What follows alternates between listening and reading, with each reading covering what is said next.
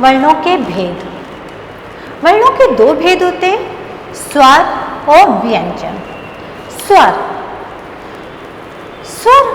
वर्ण वह वर्ण है जिन वर्णों को बोलते समय मुख से ध्वनि बिना किसी रुकावट के बाहर निकलती है और स्वर को बोलने के लिए किसी अन्य वर्ण की आवश्यकता नहीं होती है।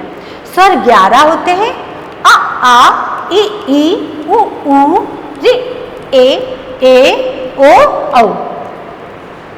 स्वर के भेद। स्वर के 3 भेद होते हैं, ह्रस्व स्वर, दीर्घ स्वर और प्लुत स्वर। ह्रस्व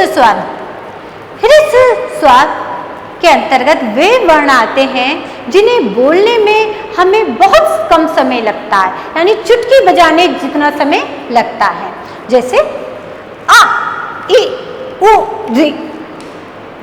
ह्रस्व स्वर 4 हैं। दीर्घ स्वर वे स्वर हैं जिनको बोलने में ह्रस्व स्वर से दुगना समय लगता है, जैसे आ, ई, उ, ए,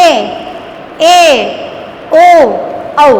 आप देख रहे होंगे कि दीर्घ स्वर के उच्चारण करते समय दुगना समय लग रहा है। दीर्घ स्वर की संख्या 7 है। प्लुत स्वर वे स्वर हैं जिनको बोलने में ह्रस्व स्वर से तिगना समय लगता है। प्लुत स्वर का चिन्ह हिंदी गिनती का 3 लिखा जाता है। ओम, आप पुरानी किताबों में देखते होंगे, आपको ओम लिखते हुए ओ के बाद 3 हिंदी गिनती का लिखा होगा और माँ लिखा होगा। किसी के संबोधन करने के समय भी हम देर तक उसका उच्चारण करते हैं, राजू जैसे, तो उसके राजू 3। लेकिन हिंदी में प्रायः प्लुत स्वर का प्रयोग नहीं किया जाता है। अयोगवाह ना तो स्वर है और ना ही व्यंजन है। अयोगवाह का अर्थ है योग ना होने पर भी साथ रहना, लेकिन हिंदी में इन ध्वनि को स्थान दिया गया है। अयोगवाह के 3 भेद हैं, अनुस्वार, अनुनासिक और विसर्ग। अनुस्वार वर्णों का उच्चारण करते समय हमारे नासिका अर्थात नाक से ध्वनि निकलती है।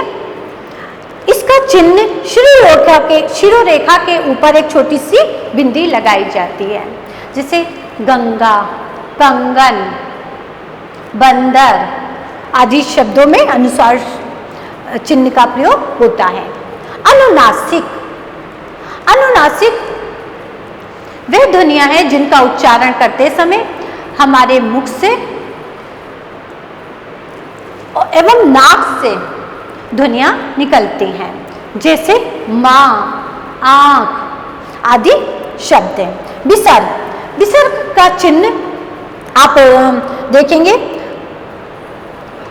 कि शब्द के अंत में तो छोटे छोटे से बिंदी हैं लगाए जाते हैं, जिस कारण इनका उच्चारण हा की तरह होता है। प्रातः, अतः आदि शब्दों में विसर्ग का प्रयोग किया जाता है। व्यंजन वर्ण वह वर्ण है जिनको बोलने में, जिनका उच्चारण करने में हमें स्वर की सहायता लेनी पड़ती है। स्वर वर्णों का उच्चारण करते समय हमारे मुख में हवा कुछ देर रुककर बाहर निकलती है। व्यंजन के 3 भेद हैं, स्पर्श व्यंजन, अंतस्थ व्यंजन, ऊष्म व्यंजन।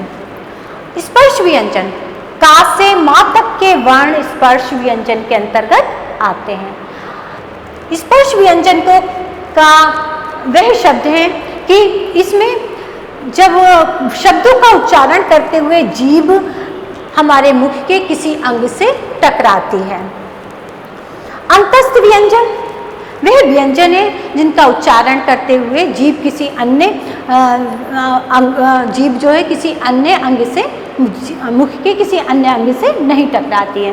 या रा ला बा, तो आप देखेंगे कि जीभ किसी भी अंग से नहीं टकरा रही है।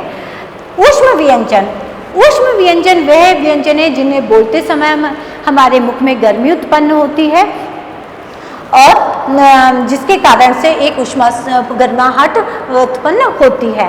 शा, शा, सा, हा, और एक हमें अतिरिक्त ऊर्जा का प्रयोग करना पड़ता है। इसके अलावा व्यंजन के उच्चारण के आधार पर व्यंजन के भी भेद होते हैं, जिन्हें अल्प प्राण और महाप्राण। उच्चारण के आधार पर व्यंजन के दो भेद हैं, अल्प प्राण और महाप्राण। अल्प प्राण शब्दों के अंतर्गत वह शब्द आते हैं जिनको बोलने में हमें कम परिश्रम करना पड़ता है, और महाप्राण शब्दों को बोलते समय हमें जो है शब्दों को उच्चारण करते समय थोड़ा सा अधिक समय लगता है।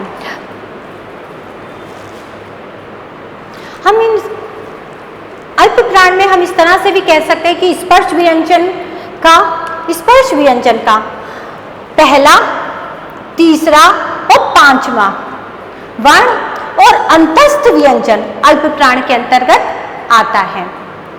महाप्राण के अंतर्गत दूसरा वर्णमाला का दूसरा वर्ण, चौथा वर्ण और ऊष्म व्यंजन के वर्ण आते हैं, और जो है ऊष्म व्यंजन के वर्ण आते हैं। इस तरह से हमने वर्ण के भेद समझ लिए हैं।